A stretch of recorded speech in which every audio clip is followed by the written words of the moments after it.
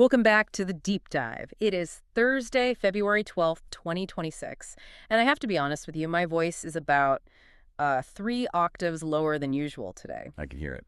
If I sound a little rough around the edges or if the energy in the room feels just a little bit frantic, there is a very, very good reason for that. I think you, me, and the entire population of the Pacific Northwest are all vibrating at a frequency that isn't quite human right now. Vibrating is putting it mildly. The confetti has barely been swept up from 4th Avenue. The parade at Pioneer Square, which was absolute madness, by the way, it was just yesterday. Just yesterday. We're sitting here staring at the reality.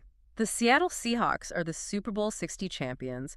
They took down the New England Patriots 29-13 in a game that, well, I think people are going to be dissecting this one for a long, long time. It was a statement. It wasn't just a win, you know? It was a dismantling. But usually when we do these deep dives, we pick a specific topic or a trend in tech or history. Today, the mission, so to speak, is different. It has to be. We are looking at the immediate aftermath. We are calling this Day 4. I love that framing. Day 4.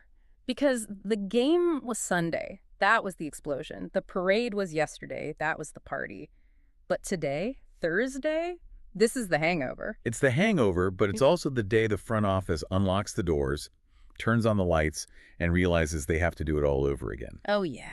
The NFL calendar is absolutely relentless. You win the Lombardi, you get your ring, you drink your beer, and then you have about 5 minutes to breathe before you have to figure out the salary cap. And that is really the theme of today's deep dive. We are calling it the Dynasty Blueprint. Because usually, when a team wins the Super Bowl, we spend the next month talking about who they're going to lose. We talk about the brain drain of coaches leaving or the cap hell where they have to cut half their starters. Exactly. The Super Bowl tax, it's a real thing. But looking at the sources we have today, and we are pulling heavily, and I mean heavily, from the 12 on the field notes, which have just been fantastic, along with reporting from Sports Illustrated, the Tacoma News Tribune, and some incredibly detailed Reddit threads. The narrative here is weird. It is. It's almost backwards. It is. What we are seeing is a team that isn't just built for one win. They are in a financial and structural position that, frankly, shouldn't be mathematically possible for a Super Bowl champion. We are going to get into the math, specifically around the salary cap. And I'm going to warn you right now, I looked at the spreadsheet you sent over, specifically regarding Sam Darnold's contract, and I thought it was a typo. I'm sure you did. I thought you missed a decimal point. It's not a typo. It's leverage. It feels like a cheat code. But before we get to the business of winning, the cold, hard cash, we have to talk about the joy of winning. We have to unpack the game itself, 29-13. Let's do it. The score makes it look convincing. But watching that game live, it felt like suffocation. It felt like the Patriots were trying to run through quicksand for 4 quarters. Suffocation is the perfect word for it. If you just look at the box score, you might think, okay, 29 points, the offense did their job. And they did. But this game was a masterclass by the defense. Absolutely. This was the return of the dark side defense. They absolutely terrorized Drake May. And look, I like Drake May. He had a great rookie season. But on Sunday, the poor kid looked like he was seeing ghosts of his own. He had no chance. Sure. The Seahawks tied a Super Bowl record with 6 sacks. And what was impressive to me wasn't just the number, it was where they came from. Right. It wasn't just one superstar taking over. It was a swarm. You had pressure from the edge, pressure up the middle. They forced a fumble that swung the momentum early. May looked flustered from the first snap. You could see him tapping the ball, looking for a lane, and there was just a wall of blue jerseys every time. Every single time. They completely shut down the run game, too. Which forces a rookie to beat you with his arm. And when you have that pass rush, that is a recipe for disaster for New England. I saw a comment on one of the Reddit threads we analyzed, and I apologize to anyone listening with kids in the car, but this is a direct quote, and it captures the vibe perfectly. One fan called it a belt-to-ass drubbing. It is vivid. It's descriptive. It is accurate, but what I found fascinating about the fan reaction, and we spent a lot of time lurking in the our Seattle and our Seahawks subreddits, was the specific flavor of the joy. It wasn't just we won, it was we beat them. Right. The opponent matters here. Yeah. You cannot tell the story of the Seattle Seahawks without talking about the New England Patriots. Exactly. You can't mention those two teams in a Super Bowl without summoning the ghosts of Super Bowl 49. The Malcolm Butler interception. That play, I mean, we don't even have to describe it. Everyone knows it. It has haunted this fan base for over a decade. It's a collective trauma. There's really no other way to describe it. It's a scar on the psyche of the city. To get that close, 1 yard away, and have it ripped away by the Patriots, that doesn't go away. And you could feel that release on Sunday night. It wasn't just celebration. It was an exorcism. There were reports of fireworks going off everywhere. I'm talking from Gig Harbor all the way to Spokane. I saw a comment from a fan in Spokane who said they were out hiking, trying to get away from the noise, just wanted some peace and quiet. And they thought a thunderstorm had rolled in over the mountains. No way. It was just the sheer volume of fireworks going off hundreds of miles away. That is wild. Another fan said we closed the time rift. That is heavy. It is. That is saying the universe has been broken since that interception and we finally fixed the timeline. It wasn't just about winning Super Bowl 60. It was about burying the evil empire and finally getting past that trauma. And that is the fan narrative. That is the emotional arc of the supporter who has lived through the lean years. But what I think is so interesting, and the 12 on the field notes really highlight this, is that for the team inside the locker room, this wasn't about revenge. No. Not really. Think about the timeline. Most of the players on this roster were in middle school or high school when Malcolm Butler made that interception. That's a great point. They don't have that scar tissue. They weren't on the sideline for that play. For them, and specifically for one player, this wasn't a revenge story. It was a redemption story. We are talking about Sam Darnold. We have to talk about Sam Darnold. The narrative arc of this guy is unbelievable. He was the bust. He was the guy in New York saying, I'm seeing ghosts. Yep. The Jets ruined him. The Panthers couldn't fix him. The 49ers just kept him as a backup to Brock Purdy. Even Minnesota. He played well there. He resurrected his value, and they still let him walk to draft a rookie. The league kept telling him, you are not a franchise guy. And think about the noise coming into this season. The critics were just waiting for him to crash. They were calling him a pumpkin, right? Like Cinderella. Pumpkin narrative, yeah. They were convinced that at some point the clock would strike 12, the carriage would turn back into a pumpkin, and he would turn back into the turnover machine everyone thought he was. But the clock never struck 12. It didn't. And look, his Super Bowl performance, if you just look at the fantasy points, maybe you aren't impressed. He didn't throw for 400 yards. He didn't throw 5 touchdowns. He didn't have to. And that is the maturity. 19 of 38, 202 yards, 1 touchdown. But here is the stat that matters, the only stat that matters. 0 turnovers. 0. Against a Patriots defense. Now, sure, Bill Belichick isn't there anymore, but the Patriots' DNA is still defensive discipline. They confuse you. They bait you into mistakes. And he didn't take it. And Darnold was the Iceman. He didn't take the bait. He made the throws he had to make, he moved the chains, and he let his defense eat. It was a disciplined veteran performance. And the emotion. We rarely see this side of Sam Darnold. He's usually pretty California cool, pretty stoic. But seeing him on the field after the game with his parents and his fiancée, Katie Hufnagel. That was a powerful moment. He mentioned in the postgame that his dad never cries, but they were both emotional. Yeah. It's the validation of a career. Imagine having the entire world call you a failure for 5 years and then standing on a podium holding the Lombardi trophy.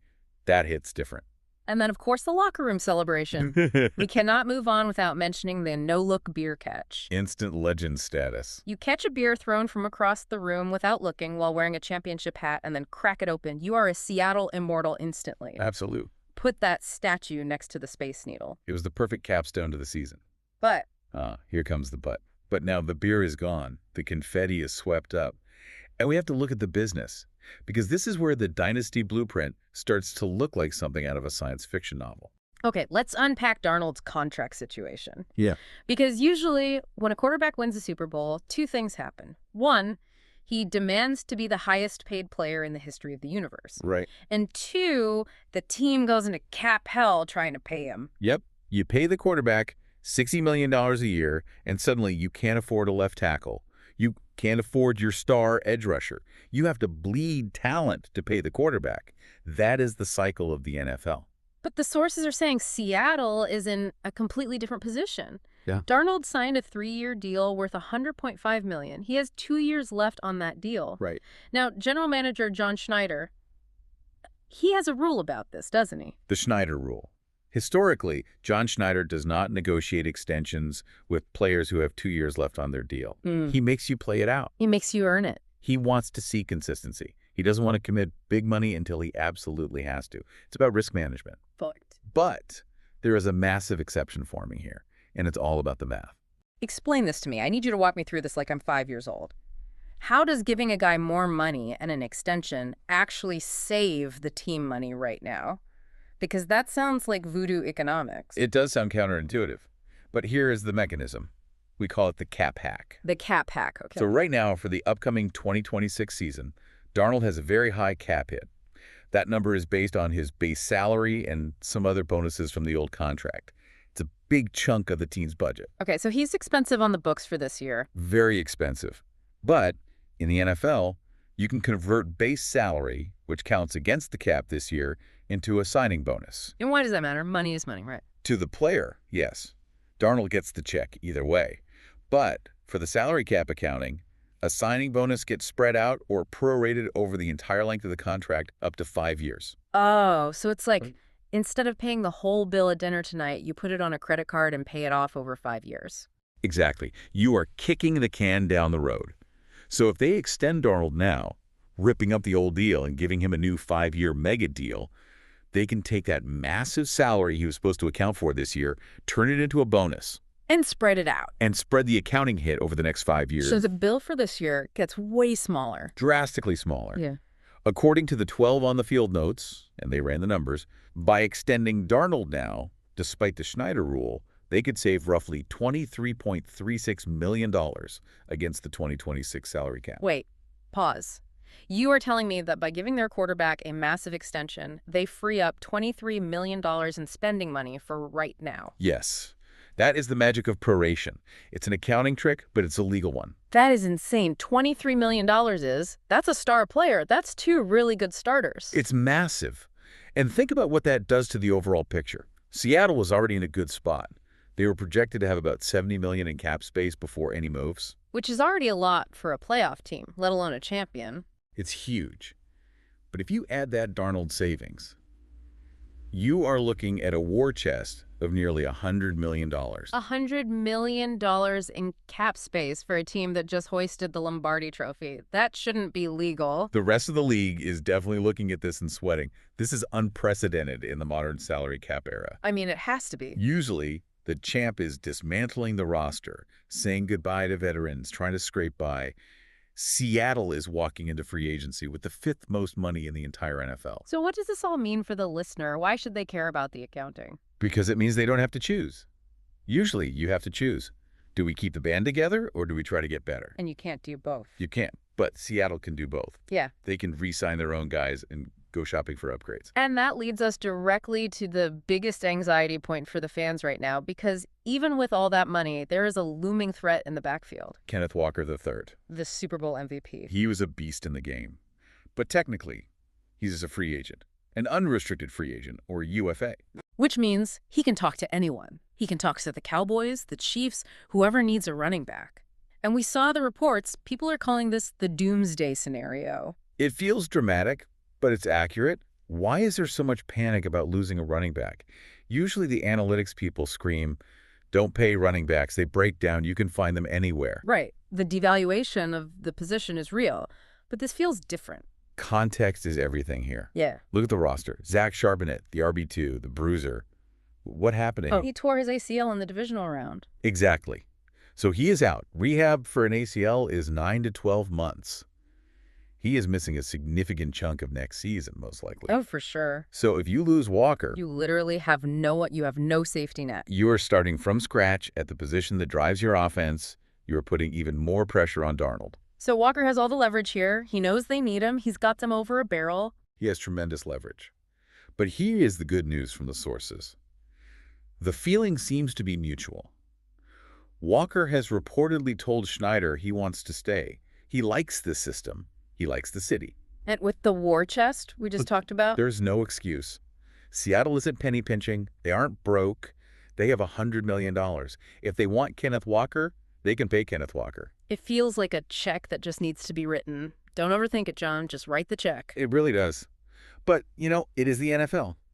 Until the ink is dry, fans are going to be nervous. Of course. If negotiations do fail, and that would be shocking given the money available, The sources mention names like Breece Hall or Travis Etienne as potential pivot points in free agency. Trading one star for another. But I think for the 12s, they want K9. They want the guy who just ran them to a title. Continuity is key. You don't want to disrupt the chemistry if you don't have to. And speaking of continuity, or lack thereof, we have to shift gears to the coaching staff. Because while the roster might be getting rich, the brain trust is taking a hit. Yeah, this is the bittersweet part of winning. Everyone wants a piece of your success. Other teams look at what you did and say, I want that. And Clint Kubiak, the offensive coordinator, the architect of this offense, he is officially gone. Headed to Las Vegas, the new head coach of the Raiders. Which is a huge promotion for him. You can't blame him. He did an incredible job designing this scheme. But now, head coach Mike Macdonald has a massive hole to fill. Huge. And the philosophy here, according to the sources, is very specific. They do not want to start over. Right. They don't want to bring in some outside genius who wants to install a totally new system. Exactly. Think about Sam Darnold again. He just resurrected his career. He is comfortable. He knows the terminology. The last thing you want to do is bring in a guy who forces him to learn a completely new language, new audibles, new reads. You want to build on what works. You want to keep the championship machine humming. So we are looking at internal candidates. The short list. Who are the names we need to know? There are 3 main names popping up in the reports, specifically from Greg Bell at the Tacoma News-Tribune. First up is Andrew Janocko, the quarterback's coach. That makes sense. Okay. He's the guy in the room with Darnold every day. He knows what makes Sam tick. Exactly. He's been crucial to Darnold's development. But there's a con here, a risk. What's the risk? He has a history with Kubiak. They are close. The fear is that Kubiak might poach him to go to Vegas and be his offensive coordinator there. Ah, the classic coaching tree poaching. So if you don't promote him fast enough, he leaves with his buddy. Right. So Janocko is a strong candidate, but a flight risk. Who's next? Jake Peets. He's the pass game coordinator. I've heard some buzz about him. There is a lot of league buzz. He's credited with designing the passing attack that helped Jackson Smith-Njigba win Offensive Player of the Year. Which is a huge feather in his cap. JSN was absolutely unstoppable this year. If Peets is the guy behind that, he deserves a look. So Peets is a strong candidate. But then there's the third name, and this is where the story gets really fun. This is where the fans turned into internet detectives. I love when the fans get involved in the investigation. What did they find? So the name is Justin Outten. He's the run game specialist and assistant offensive line coach. Okay, a bit more in the trenches. What's the tell here? During Super Bowl week, the NFL mandates media availability. Every coach, every coordinator is supposed to be available for interviews. It's a circus. Total chaos. But fans noticed something weird. Justin Outten was mysteriously left off the interview list. Ooh, like they were hiding him. That is the speculation. The theory, and it's a pretty solid one, is that the team was hiding him because they were already negotiating a promotion. Oh, that makes sense. They didn't want other teams to interview him. They put him in witness protection. That is fascinating. It's 4D chess. You can't hire our guy if you can't find him. It happens more than you think. And look, Outten has experience. He was the offensive coordinator for the Broncos back in 2022. So he has held the title before. He knows how to call plays. So if they promote Outten or Peets or Janocko, the system stays the same. Darnold doesn't have to learn a new language. Exactly. The reporting suggests they are closing in on a hire this week. Right. So by the time some people listen to this, we might already know. But all signs point to one of these internal guys stepping up to keep the train on the tracks. So let's recap day 4 so far. We keep the system, we pay the quarterback and actually save money doing it. We re-sign the running back. It sounds like paradise. It does. But Yeah. John Schneider is ruthless. And you don't get to $100 million in cap space by being sentimental. You don't get there by being nice. No. There is a cost of business. Yeah. And even with the war chest, there are going to be casualties. Let's talk about the cuts, because Yes. some of these names are going to hurt the fan base emotionally. The biggest name on the chopping block, and this one stings, is Uchenna Nwosu. Man, he has been such a key part of the edge rusher. He was the big free agent signing a few years ago that really changed the defense. He has been fantastic. But look at the numbers. He's entering the final year of his deal. His cap hit is over $20 million. $20 million. $20.7 million to be exact. That is quarterback money for a non-quarterback. It is huge money. And frankly, he's dealt with some injuries. Meanwhile, you have young guys like Boye Mafe who are playing out of their minds. Mafe is younger, cheaper for now, Keeper for now. and more explosive. And Mafe is going to need a big contract soon. So you can't pay both. You can't pay everyone. Cutting Nwosu clears a massive amount of space. It's a ruthless business decision. You are essentially saying, thank you for your service, but we can replace your production for cheaper. It hurts, but I get it. Who else is on the bubble? Jason Myers, the kicker. What? Myers has been reliable? Why would you cut your kicker? He has been reliable, mostly. But he is due nearly $7 million next season. $7 million for a kicker. In an economy where you can draft a kid in the 7th round or sign an undrafted rookie and pay him $800,000 to do the same job, it's a luxury. It is. If you are trying to maximize every dollar to pay guys like Kenneth Walker, paying a kicker $7 million is bad business. I guess when you put it that way, if I can get 90% of their production for 10% of the cost, I have to do it. Exactly. It's about efficiency. What about the backup QB situation? Drew Lock. He's set to make $2.75 million. Yeah. Now look, Drew Lock is a great vibe guy. The team loves him. For sure. Great teammate. But with Darnold cemented as the franchise guy, do you pay nearly $3 million for a guy to hold a clipboard? Or do you draft a rookie in the 6th or 7th round for peanuts? Exactly. You draft a developmental guy, pay him the minimum, and save that $2 million. Every million counts when you are trying to build a dynasty. And then there is Jarran Reed. Jarran Reed, a Seahawks legend in his own right. But he's 33 years old. He only started 3 games during this Super Bowl run.